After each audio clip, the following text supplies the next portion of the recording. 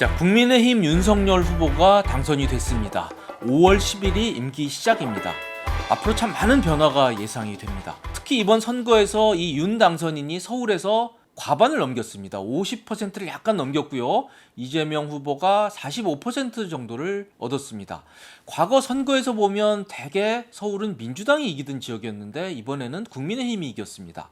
이 전문가들 얘기를 들어보니까 아마 부동산 민심이 좀 반영된 게 아니냐 이런 해석들을 하더라고요. 자, 어쨌든 선거는 끝났습니다. 그래서 이제 윤 당선인이 내건 공약들이 이제 정책화가 될 시점들이 다가오고 있습니다.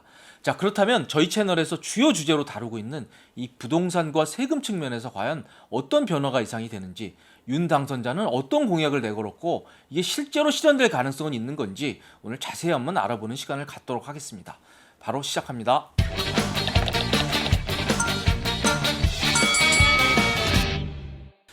자, 우선 가장 눈에 띄는 것은 이 다주택자들에 대한 양도세 중과 유예입니다. 다주택자들이 이 세 부담 때문에 이미 집을 판 분도 계시고요.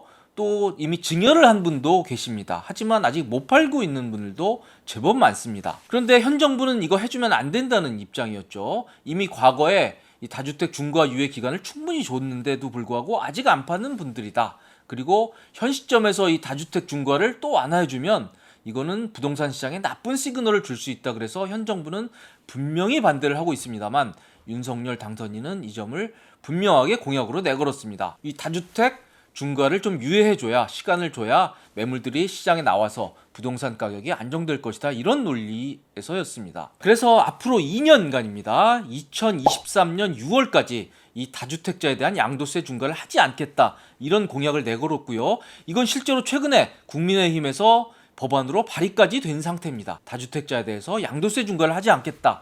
이런 내용입니다. 그렇다면 이게 다주택 중과를 하지 않으면 어떤 변화가 생기는지 한번 알아보겠습니다. 중과, 중은 무거울 중자입니다. 한마디로 세금을 무겁게 매기겠다는 거죠. 자, 그래서 저표를 보면 정말 무겁습니다. 일반 기본 세율이 양도세가 6%에서 최고 45%인데요. 2주택자의 경우에는 여기에 20%포인트를 가산을 합니다. 3주택자는 30%포인트를 가산을 하고요. 그래서 만약 2주택자라 그러면 최고 65%까지 양도세를 내고요. 3주택자는 무려 75%까지 양도세를 내게 돼 있습니다. 뭐 1억을 벌었다 그러면 7,500만 원을 양도세로 내야 되는 거죠. 받은 이익의 대부분을 세금으로 내야 되기 때문에 이 점 때문에 지금 집을 팔고 싶어도 못 파는 분들이 제법 계십니다. 그리고 또 중요한 건 저겁니다. 부동산이라고 하는 것은 기본적으로 3년 이상만 가지고 있으면 이 물가 상승률을 감안해서 장기 보유 특별공제라는 걸 해주게 돼 있습니다. 그래서 15년을 가지고 있으면 무조건 30%를 공제를 해주게 돼 있습니다. 그리고 특별히 1세대 1주택에 대해서는 저게 30%가 아니라 무려 80%까지 공제를 해줍니다. 하지만 이걸 안 해주는 게 있죠. 그렇습니다. 바로 조정 대상 지역에서 다주택의 경우에는 장특공제를 안 해줍니다. 그래서 20년을 가지고 있건 30년을 가지고 있건 아무 애누리 없이 그냥 번 양도 차익에 대해서 아까 설명드린 그 가산된 양도세율을 곱해서 양도세를 내야 합니다. 자, 그런데 이거를 2년 동안 한시적으로 하지 않겠다는 겁니다. 세율도 가산하지 않고요. 그리고 장특공제도 적용을 해주겠다. 보유한 기간만큼 장특공제로 해서 양도세를 빼주겠다. 이런 얘기입니다. 자, 그럼 얼마나 세금이 줄지 한번 알아보겠습니다. 이 아파트는 5년을 보유했는데요. 만약 지금 판다 그러면 저거는 다주택자 중과를 하죠. 그래서 자, 2주택은 경우를 가정을 하면 장특공제 못 받고요. 그리고 60% 최고 60% 세율로 과세를 합니다. 그래서 2주택의 경우에는 양도세가 3억이 나오게 됩니다. 그리고 3주택의 경우에는 더 늘어납니다. 장특공제 못 받고요. 그리고 양도세는 최고 70%까지 냅니다. 그래서 양도세를 계산하면 3.5억 원에 달하게 됩니다. 자, 5억 벌고 3억 원 혹은 3.5억 원 양도세를 내야 되니 좀 세부담이 만만치가 않습니다. 하지만 윤 당선인이 이번에 공약으로 내건 이 중과 배제를 할 경우에는 세부담이 확 줄어들게 됩니다. 우선 장특공제를 해줍니다. 5년 보유에 따른 장특공제 5천만 원을 받고요. 그리고 세율도 최고 40%로 확 낮아지게 됩니다. 그래서 양도세를 계산을 하니 1.68원이 나오게 됩니다. 5억 원을 벌었는데 1.68원 양도세다. 물론 이것도 많다고 생각하시는 분들도 있겠지만요. 이건 기본적으로 다주택자입니다. 그래서 저 정도라고 하면 충분히 매물로 내놓을 유인은 충분하다고 봅니다. 그리고 이게 만약에 5년보다 더 가지고 있다고 하면요, 저거 장특공제가 5천만 원이 아니라 더 늘어날 것이기 때문에 아마 양도세는 더 줄어들 것으로 그렇게 생각이 됩니다. 자, 하지만 이런 정책들이 꼭 좋은 것만 있는 것은 아니라고 봅니다. 우선 정책 신뢰성 측면에서 좀 문제는 있습니다. 이게 과거에 이미 이 다주택 중과 유예를 충분히 해줬거든요.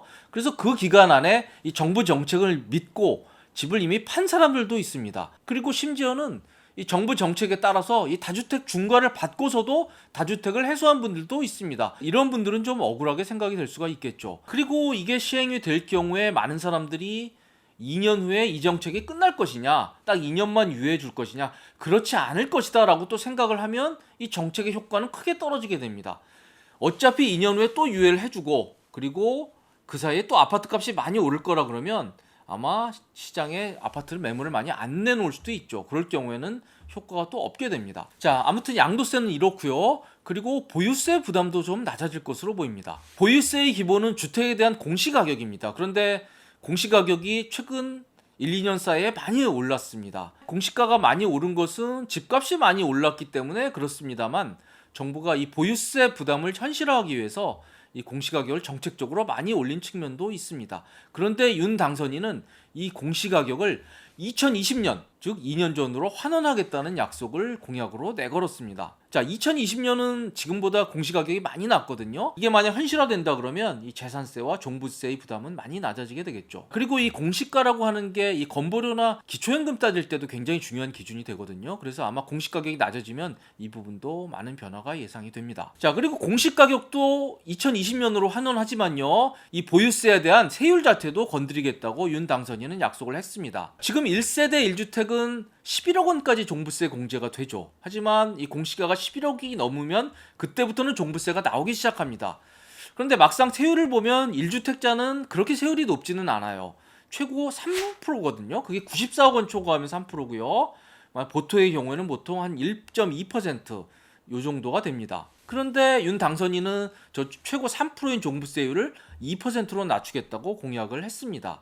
저게 최고 세율이 낮아지니까요, 밑으로 갈수록 단계 아마 조금씩 다 하향될 것으로 그렇게 생각이 됩니다. 그리고 세율뿐이 아닙니다. 종부세는 이게 1주택자에 대해서는 이 종부세를 아예 매각이나 혹은 상속 시점까지 아예 납기를 연기해 주겠다, 이런 공약도 담겨 있습니다. 과연 이게 현실화될지는 잘 모르겠는데요, 아마 여러 가지 좀 변화가 있을 것으로 생각이 됩니다. 그리고 장기적으로는 이 종부세를 재산세에 통합해서 운영을 하겠다는 방침도 윤 당선인은 밝혔습니다. 기본적으로 종부세와 재산세는 비슷한 세제입니다. 한마디로 이 주택이라고 하는 것에 대해서 일정 금액까지는 재산세를 내고 그 금액을 초과하는 부분에 대해서는 종부세를 내는 이원적인 방식인데요, 장기적으로 이걸 합병을 하겠다는 방침도 밝혔습니다. 한마디로 이 고가 주택자들을 특별히 차별하지 않겠다, 이런 생각이 되겠습니다. 그리고 취득세 부담도 만만치가 않습니다. 집값에 그냥 비례해서 내는 게 취득세잖아요. 그런데 집값이 많이 올라서 이 취득세 부담도 만만치가 않습니다. 이 취득세 관련해서도 윤 당선인은 감세를 약속을 했습니다. 자, 우선 내 집 마련을 꿈꾸는 이 생애 최초 주택자들에 대해서 이 단일세율 1%로 혹은 면제까지도 검토하겠다, 이런 얘기를 했고요. 자, 그리고 1주택자의 경우에도 지금 가액에 따라서 1에서 3%거든요. 그런데 이거를 단일화하겠다는 생각도 밝혔습니다. 아마 집값이 좀 비싸더라도 저 3%를 매기지 않고 그냥 똑같은 세율 1%를 매기겠다, 이런 생각으로 추정이 됩니다. 자, 그리고 꼭 세금이 아니라 그래도 부동산 관련해서 여러 가지 규제 완화, 그리고 국민 부담을 완화하는 공약들을 내걸었죠. 우선 재건축에 관한 이 재건축 초과 이익 환수제도 좀 완화하겠다는 생각을 밝혔고요. 그리고 정말 관심이 많은 게 임대차 3법입니다. 이 전월세 상한제, 그리고 계약갱신 청구권이 핵심인데요. 이 임대차 3법도 국민들의 불만이 많은 부분을 좀 개정하겠다는 생각도 밝혔습니다. 하지만 이거는 분명히 법 개정 사항이기 때문에 현재 다수당이 민주당이잖아요. 그래서 과연 실제 입법화가 될지는 좀 지켜봐야 될 것 같습니다만, 분명히 공약으로, 그리고 윤 당선인이 구두로 임대차 3법에 대한 개정 방침을 밝힌 바 있습니다. 그리고 많은 분들이 관심 있는 게 대출 규제 완화입니다. 지금 부동산 정책 때문에 대출 규제가 워낙 세게 들어가 있기 때문에 집을 사고 싶어도 대출이 안 돼서 집을 못 산다는 불만들이 정말 많습니다. 그래서 윤 당선인이 이 부분에 대해서도 좀 규제 완화를 약속을 한 상태입니다. 생애 최초 대출, 생애 최초 주택을 구입하는 과정에서 받는 대출의 경우에는 LTV를 무려 80%까지 완화하겠다, 이런 생각을 밝힌 바가 있습니다. 그리고 감세는 꼭 부동산에 머물지 않습니다. 이 금융과 관련해서도 여러 가지 감세 공약을 내건 상태입니다.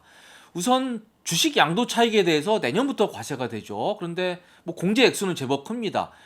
금융투자소득세라고 해서요, 5천만 원을 넘는 부분에 대해서는 내년부터 과세가 됩니다. 그런데 이거 윤 당선인이 안 하겠다고 선언을 했죠. 그래서 내년에도 주식으로는 아주 큰 돈을 벌어도 세금은 일절 내지 않는 그런 식으로 하겠다고 윤 당선인은 약속을 했습니다. 그리고 또 관심 있는 게 비트코인 과세입니다. 비트코인 같은 가상자산은 원래 올해부터 과세를 하기로 했었죠. 근데 이게 내년으로 일단 연기를 한 상태입니다만 분명히 내년 1월 1일부터는 시행하도록 그렇게 법이 돼 있는 상태입니다. 그래서 비트코인으로 돈 벌면요, 250만 원까지는 공제를 해줍니다. 하지만 250만 원을 넘는 부분에 대해서는 이 기타 소득세로 22% 과세를 하도록 돼 있는데요, 윤 당선인이 이것도 하지 않겠다, 이렇게 선거 과정에서 여러 차례 약속을 한 상태입니다. 지금까지 살펴본 대로 이 윤 당선인은 이 부동산과 세금 문제에 있어서 이 국민들의 부담을 완화하는, 그리고 감세하는 여러 가지 공약들을 내걸었습니다. 앞으로 이게 과연 얼마나 실현될지는 정확히 알 수 없습니다만 이게 정권 초기라 아마 많은 부분들에서 정책이 추진될 것으로 예상이 됩니다. 그리고 이런 것들은 정말 내용들이 어렵습니다. 하지만 여러분들의 돈과 재산과 직접 관련되는 문제들이기 때문에 정말 좀 잘 알아두셔야 될 필요가 있습니다. 이런 정책 변화들에 대해서 가장 충실하고 정확하게 해설해드리는 채널이 되도록 그렇게 약속을 드리겠습니다. 지금까지 시청해주셔서 감사드립니다.